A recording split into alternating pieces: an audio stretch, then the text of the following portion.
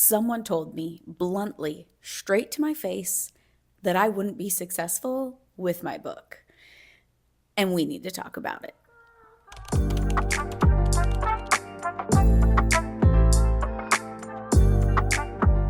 I feel as authors and writers, especially those of us creating in the very, very beginning with no proof of concept that we've sold a book or created a book before, already have to work so hard to believe in ourselves. We have to believe that we will even, one, finish the book, showing up day in, day out, week in, week out, month in, month out, to write a first draft, to edit it, to write a second draft, to then be willing to give it to beta readers, to then have them give critical feedback that we also have to buoy ourselves in order to hear, to then create a third draft, to then believe that if we want to traditionally publish, that an agent will want to believe or start to believe in. And then if an agent picks you up, we have to have a belief that that will happen. We have to then believe that a publisher will hear what this agent says and want to also invest in your book and share it with the world. And then if that happens, we also have to believe that past that step, people will like it. And people want to read it, and people want to buy it, and people want to gift it to their friends. There is so much believing that we have to have in the process alone. Not to mention, yes, the process overall of creating a book, but every day when you sit down and write, to have the belief that you are creating coherent sentences, that you are creating a plot line that matters, that you are writing something that matters in the world, and not only matters, but is going to be good. If someone else comes into your world and challenges that belief, says, oh, what are you doing? Or like kind of shits on your dream or doubts your dream or needs you to like explain your entire plan in order to get behind you and support you, you have to double down on that effort of believing in yourself. And that's hard to do because you've already spent all this time believing in yourself every day that you sit down and write, even when you're not, even when you're just walking down the street thinking about your book. And really, this is translatable to anything in life. If you're doing any goal, running a marathon, starting a business, creating music, I made the example of like, maybe you do pottery, like you want to sell mugs. No matter what it is, we do so much believing in ourselves. And when someone comes in and doubts it, all that does is put in extra double work for us to have to double down and believe on ourselves. But then also it plants like this insidious little worm in our brain of doubt. Oh, maybe nobody cares.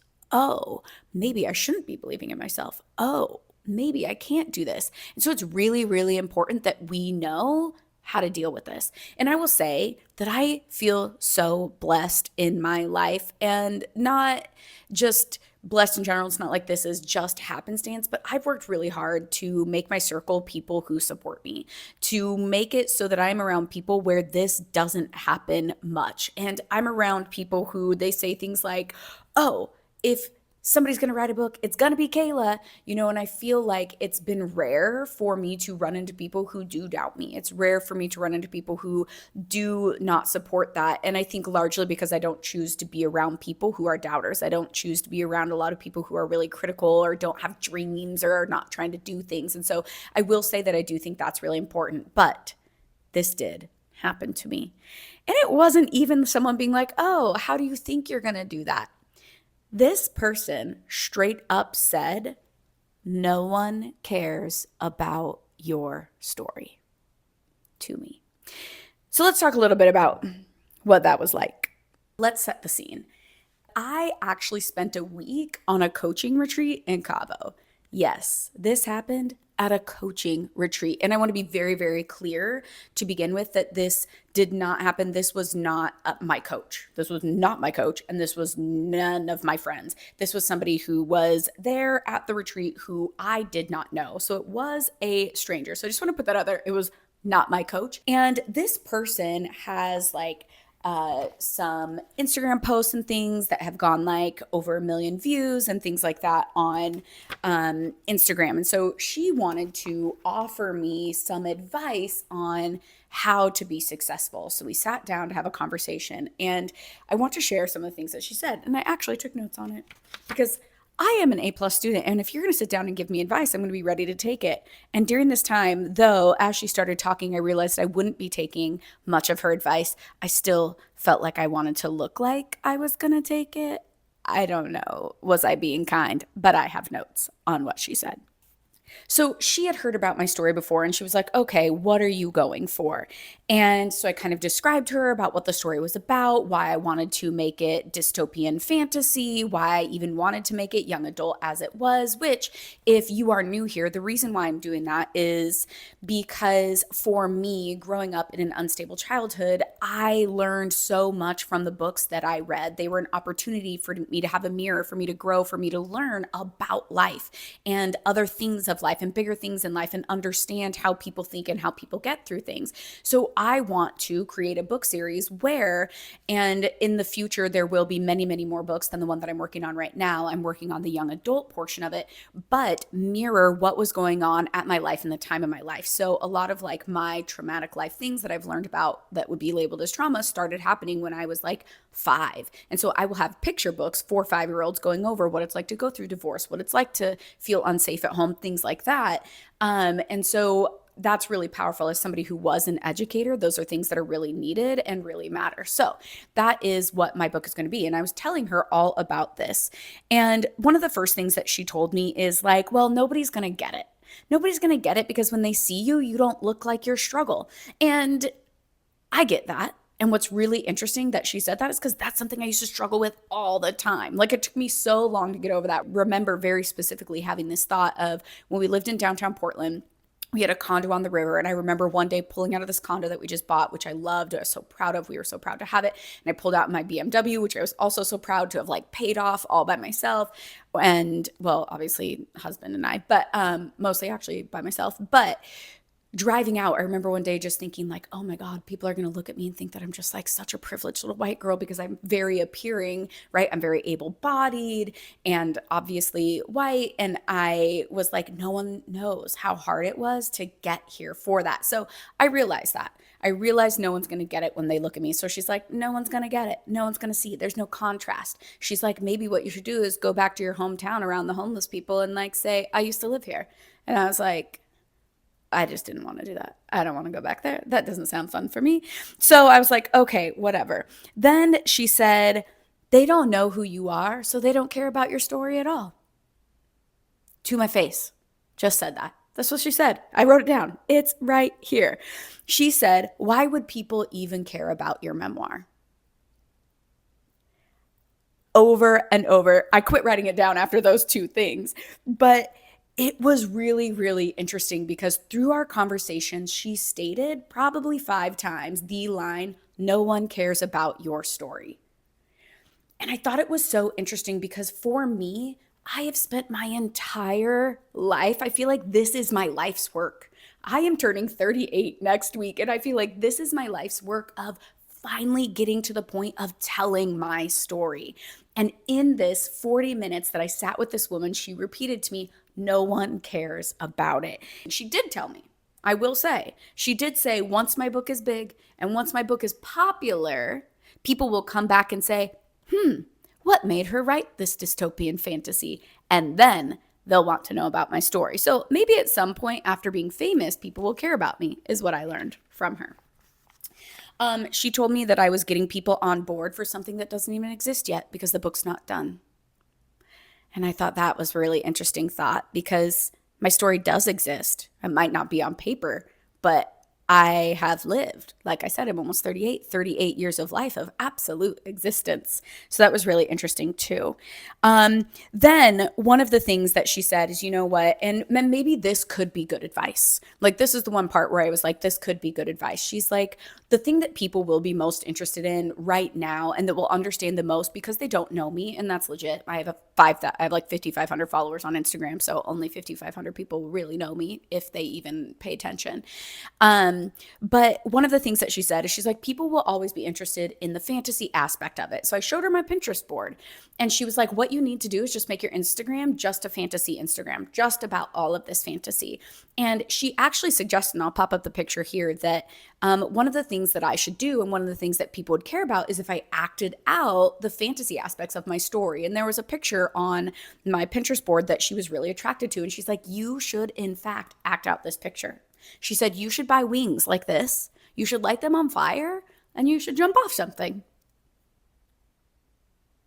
Anyways, So my story doesn't matter. And for 40 minutes, I sat and listened to this person tell me this. Not only did she then say that about my book and my story itself, she also asked me if I wanted to be traditionally published. And I said yes. And she said, that is a horrible idea. No publisher will pick this up. Unless you have a huge ass following, unless you are already popular online, no publisher will take your book, is what she told me. So I sat there and I listened to her doubt my idea, tell me my idea, my life did not matter, and tell me that no publisher would ever pick up my book and that it would not go out into the world. Basically, for 40 minutes telling me that it wasn't possible. So what do we do about this? What do we do when someone doubts what we're doing? What do we do when someone says our dream is not a reality? The very first thing that I did is I surrounded myself with people who cared about me, who believed in me, and who believed in my story. In Cabo, I was on a retreat and I was there with friends and some people who have been in my coaching group who have at least known what I've been going through and getting coaching on in sharing my story as it's come to this point. And I went and I sat back there and they looked at me and they held me and they were so kind.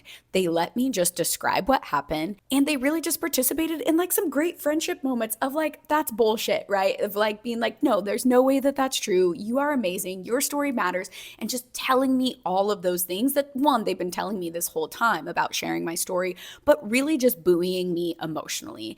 And that was really, really powerful. We spent the next hour just talking about how it's important to share our stories and talking about how it's a good thing. And looking at look at people on your Instagram who have related to this and who love you. Look at your YouTube, all of these things of feeling so good and just being held about being with people who are we care about you, you care about you, that is not the truth.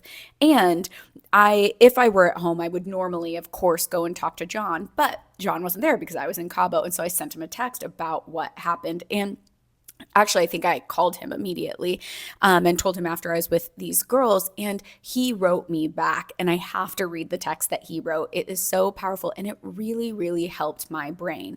He said, I just had this thought. The way you're writing your story is so focused on telling a compelling story with amazing character development. The writing is so good, and this is just your first pass at it. Your story is what is inspiring every detail of the book series, but you are already leading with fantasy in the book. The only people who are getting to know your personal story along the way is your community via Instagram and YouTube. So thank you so much for being here. Getting picked up has everything to do with, is the book good? And it fucking is. Your personal brand may lead author now, but it is also a place for people to grow and learn from you through story and through perspective. The stages you will grace are because your mind is brilliant and your story is brilliant, and the right people will fall in love with that brilliance. They are the only ones that matter. Sarah J. Maas, J.K. Rowling, George R.R. Martin are not cosplaying as a brand. They are writing killer stories. Can you imagine J.K. Rowling riding a broom around to try and get people to publish her book? Fuck no. Anyway, you're amazing. Keep going. Which I thought was so powerful and so helpful, because those parts, like I said, when she described all of these things, and I was like, oh, there is some truth there. There is some truth that people like the mystery. There is some truth that people like the fantasy. But the truth is, books are sold and read and published because they are good stories. So to say that my story doesn't matter does not make sense in the world of writing at all. And so it was really, really powerful and really, really important for me in that moment to surround myself with people who believed in me and to get words like that, to get words of confirmation and to have other people buoy my belief when normally, yeah, I do that on my own. We do that with our craft on our own all the time. But when it was under attack by somebody else, to have my community rally around me. And I'm so forever grateful about that. So what was the second thing? The second thing was actually thinking about real, true evidence. When we want to create beliefs, and I do this a lot in the coaching that I do with other people in helping them put their ideas and things out in the world, is it's really important to build belief out of reality. And I think that is super valuable. So that was my next step. After getting all of this belief and getting gassed up by my friends and being held and being loved and cared about, I was like, okay, what is my real evidence? I do have real evidence that people care about my story. The first piece of real evidence is that for years, people have told me I should share my story. So evidence one, strong. For years, people are like, you got to write a book. You got to do something. You got to tell people about this. You got to put this in the world. This is so inspiring. Where you've been, like, wow, it's amazing you are where you are now based on where you've been, et cetera, et cetera. So people have saying that. Another huge piece of evidence that I have is YouTube. The people who are from scratch, from 0 followers, following literally just this story. The creation of my memoir, of my childhood and how it was hard and unstable, and then turning it into a book. You are proof that my story matters. And so one, I'm so obviously thankful for you being here. And like, that matters. That is solid evidence that you watch these videos, that you like them, that people are subscribing. Like, that is really powerful, that you share, that you comment. The number of times I've gotten comments of people like relating or feeling something about this process is really powerful, and that is evidence. And then I will also say I have a lot of evidence on my Instagram. I've started to, in the last few months, share more about my stories. And I actually have a whole stack of them here. After I journal in the morning, what I do is I write my stories or my thoughts on these little pieces of paper, and then I put them in carousels on Instagram. And I've gotten messages from people saying, oh my God, thank you for posting that. I relate to that. And no one ever talks about this, or thank you for being vulnerable, or I never thought about it that way. I feel like this has given me a new idea. And that is what, I just got goosebumps. That is what I want my story to do. I want people to relate to it. I want people to feel seen, and I want people to learn from it. And people who maybe don't have that experience to be like, wow, my eyes are so open to this. And so I have that on Instagram too. I have DMs where people have shown me that. So then I look at the evidence and say, how can this evidence also show me more and give me more belief? This evidence to say, no, what she said is not true and what I believe is true. The third thing that I did and I think that this is a really important part of belief. I really, really do. After I had spent the time to be around my community, to be buoyed by their emotion, to then be buoyed by the evidence that what I believed was true is, and I always think this, once you can get your feelings back to neutral and you're not in pain, you're not hurt, you're not in shock, which I was like in shock for probably a couple hours just about that. I was like, I literally can't believe this is happening to me. What I think is really important is to get to a space where you can take radical responsibility. And that means being able to be really honest with yourself, because it's very important to have a real, true, objective view of what is happening. And in some ways that can be really helpful. So I asked myself, could it be true that people don't care about my story? And the answer to that, after I was out of like hurt, pain, or that like possible area, the answer to that is yes. It's totally true. And as I think about it, and I've thought about it multiple times since then, there are probably I kind of split it up into like 3 groups of people. When I think about the story of my unstable childhood and becoming the woman that I am today, there are people who on this end who don't give 2 fucks about my story because it makes them angry. And I know that because I used to be them. There are people who are like me, who will see that I've gotten out and they'll be like, oh, of course for her. Oh, well, she had something special. Oh, well, she was smart and she gets good grades, right? There's going to be a reason. And I know that because I was that person who said that. I was like, well, yeah, that works for them. It'll never work for me. I was bitter. I was resentful about my life and all of those things. And the cards that I've been dealt, well, they weren't dealt the same cards as me. And I always was in this like, my trauma's worse than everybody else's type of victim mentality. So there is a group of people who feel very victimized who will not want to see my story, who will hate seeing my story. That's the truth. And I know that because I was that person. Then there's a big group of people who will be inspired by my story, inspired by the story of a girl who grew up in an unstable childhood and then made her life be more than she ever dreamed and still continues to do so every day, right? And so I think there is a huge group of people who will be inspired by that. And then there's another group of people over here who literally just don't even like that kind of story. They're like, I don't care about bootstraps and pulling yourself up. I'm not even worried about it. Not even thinking about it. Doesn't inspire me. And other things inspire me, right? So the truth is there are people who won't like my book. Now, for the example in the thirds that I've given, they're not even equal thirds, but this first chunk of the 3, these are people who have the potential to need and love and use my book.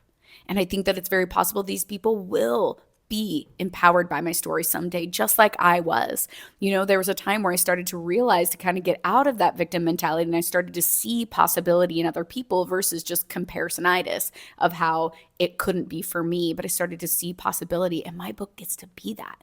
My book gets to transition people from this place of feeling compare and despair into inspiration and possibility. And that's really awesome. And so when I look at this, I'm like, well, dang, my book isn't for these people over here who don't care about it.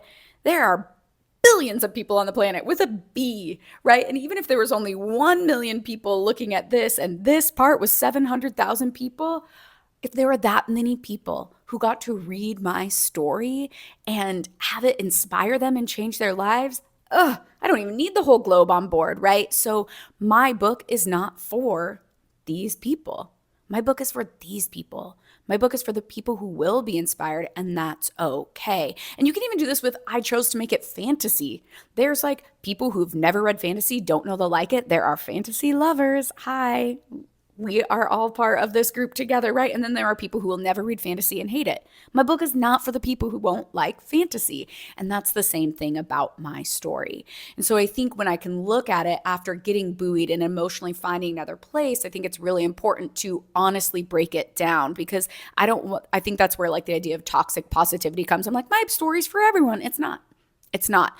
But you don't want to go there until you feel good about getting past the hurt and the pain of being told that it's not for them. And so really, in reality, that woman who sat me down and told me these things, I don't want her to read my book. My story is not for her. And I just don't need to waste my energy worrying about her when she is in this pocket. But the people that I am going to think about are you, the people who are here watching these vlogs, the people who tell me every day they're excited, the people on my Instagram who love to read my little brain notes, is what I call those little pieces of paper, and feel inspired and seen by them. I'm thinking about these people, the people that I can transition from that feeling of victimhood into inspiration and possibility. Those are the people that I'm thinking about, and those are the people that matter. And that's how I think we need to be looking at it when someone tries to shit on our dreams. So I want you to leave this today. If you've made it this far, tell me your dream in the comments, and we are going to hype each other up. We have to be that community for each other. I want to be that for you. I want you to be that for the other people who are watching this video. Hype this up. If you know somebody who's going after a dream, send this video to them so that we can build this community, that we can stay strong, and we can all literally achieve. So I want to know, what is your dream? What are you working on? Let's hype each other up. Let's build that evidence together.